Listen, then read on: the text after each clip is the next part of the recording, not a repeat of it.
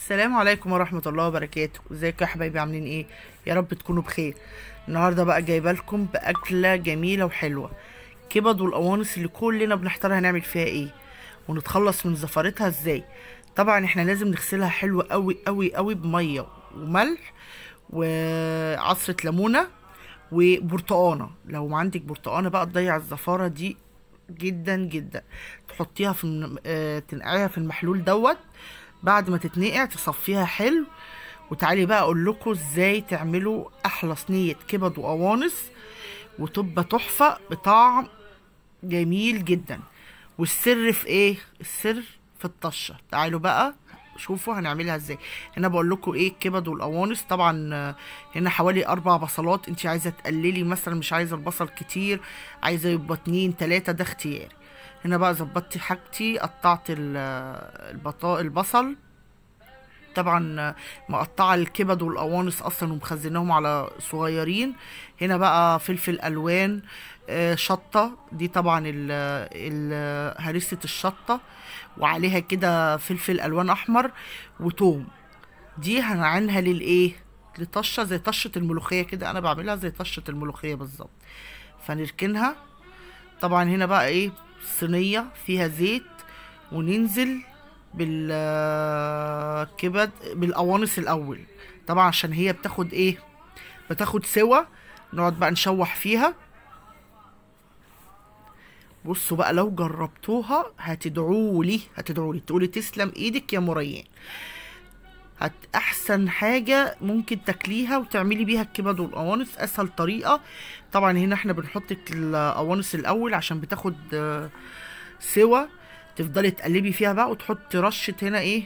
فلفل اسمر عشان الزفاره بتاعتها. تفضلي طبعا هي بتاخد وقت شويه في السوا، لان الكبد والقوانص بالذات فيها شده كده. تفضلي تقلبي فيها لغايه بس ما يدخل فيها الايه؟ فيها السوا اهو. هنا بقى شويه الفلفل الاسمر ونفضل ايه؟ نقلب فيه. طبعا هناك الحله اللي هناك دي فيها صلصه بتاعت مكرونه، هنعمل جنبها شويه مكرونه حمراء. الصلصه تومه وصلصه وسيبيها بقى. هنا طبعا بنحط توابلنا بقى. توم باودر. هنا هنركن بس القوانص على جنب عشان ننزل بالايه؟ بالكبد برضو تاخد ايه؟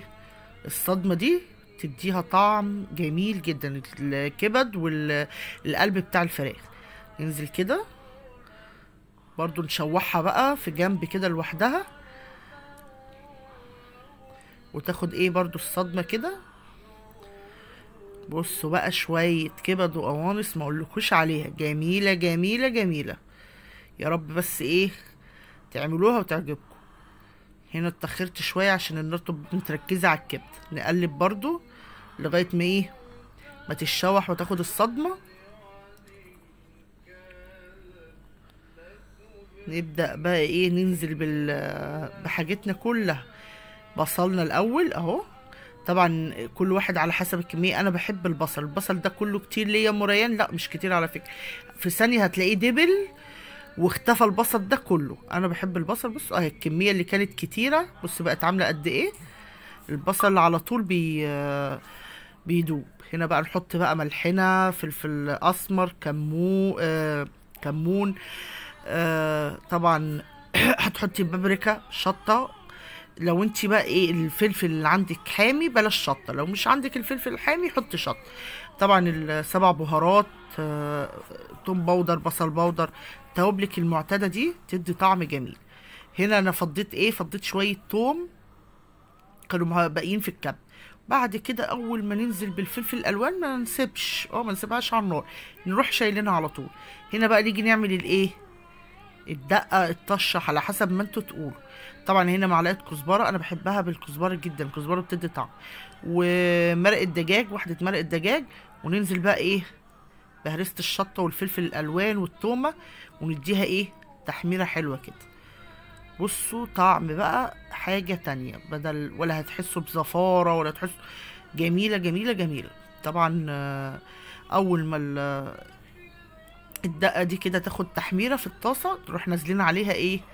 على الصينيه. وكده الصينيه بتاعتنا صينيه ايه الكبد والقوانص تكون جاهزه وجميله، وان شاء الله تعجبكم وتقولوا لي رايكم. اهو هي مش بتاخد بقى حاجه على النار الصراحه كده خلاص، يعني انت مش تسيبيها عشان ما تنشفش اكتر من كده، تبقى جوسي وحلوه كده. هنا بقى ايه بنعمل الصلصه. طبعا كلنا عارفين الصلصه سهله وجميله. طبعا بقى طبق السلطه اللي ما لا يغنى البيت عنه. نقف نعمله كده قبل الاذان، ده كله قبل الاذان في ثانيه. على فكره الكبد والقوانص ما بتاخدش وقت، ما خدتش مني نص ساعه، خلي بالكم. شويه طبق في الاخر بقى، صحيح نسيت اقول لكم، عصره ليمونه عليها. تلاقوني دلوقتي عصرت ليمونه عليها اهي. عصره ليمونه بقى تخليها برضو في حته تانية، وجربوها وان شاء الله باذن الله تعجبكم. طبعا احنا كده خلصنا، نجيب بقى نغرف، وبالهنا والشفا على قلوبنا يا رب وقلوبكم. ويا رب تجربوها كده وتعجبكم وتقولوا لي تسلم ايدك يا مريان. طبعا اللي لسه بقى اول مره يشوفني وما اشتركش في القناه يشترك في القناه ويكتب لي كومنت حلو بصلاح الاحوال ليا وليكم باذن الله، ودعوه حلوه كده منكم بحق الشهر رمضان الكريم كده. ربنا يكرمنا جميعا يا رب وينصر اخواتنا يا رب، وباذنك يا رب تبقى ايامنا كلها خير وفرح وسعاده. طبعا هنا بقى ايه خلاص غرفنا اكلنا، المغرب خلاص اهو. نبدا بقى نغرف الايه الكبد والقوانص. عملوا لي كام 4 طباق، هما تقريبا كانوا 5 كبد و5 قوانص كده. ايه بالهنا والشفا على قلوبكم.